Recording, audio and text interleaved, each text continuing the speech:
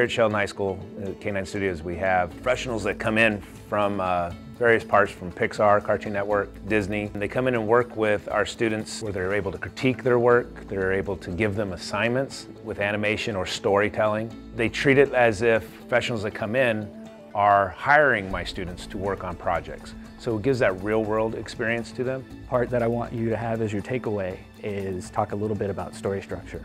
So you can get a little bit of an understanding of what you're going to do with your ideas and how you can kind of take those and apply those to a structure and actually, make a short and have some entertainment. Professionals treat them as if they're employed by them, and they push them really hard and ask for them to reach certain goals. Last time I was here, I gave you guys an assignment to do conceptual art, and that was just like blue sky conceptual art.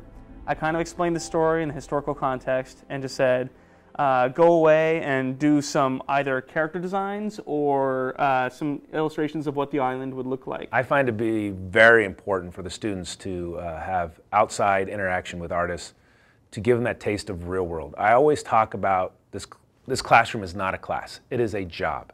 And they are new hires of K-9 Studios. The reason behind that is because not only I want them to learn from professionals, but I want them to act professionally. That goes from everything where I talk about I'm their boss, that they need to call in and let me know when they are not coming to work or school that day, to working with teams, able to pitch a story and an idea.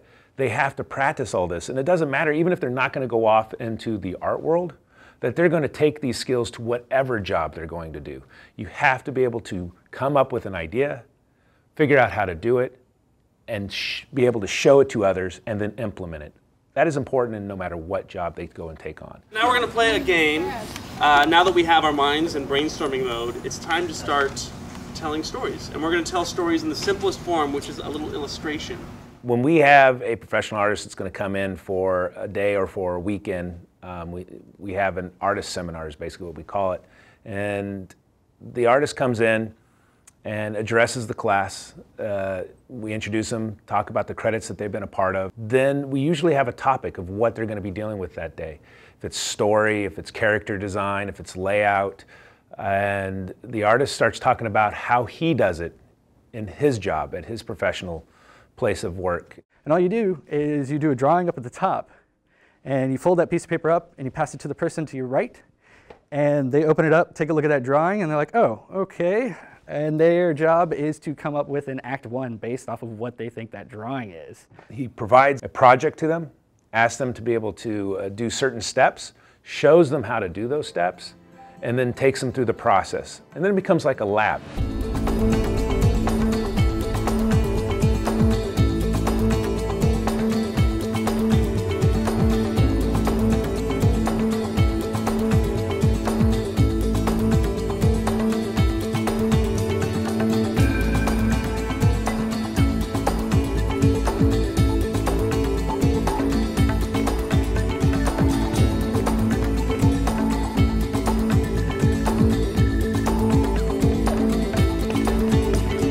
By the time we're done, then we do a basic critique. The artist will stand up, take a look at all the artist's artwork, and give them a critique, a professional critique, which means the kit gloves are off. They'll talk about the strengths of it, but they always talk about what's called plussing, which is that they never say, oh, this is horrible. This is how we would make it better. This is what I would like to see. This is things that you could do to improve your artwork.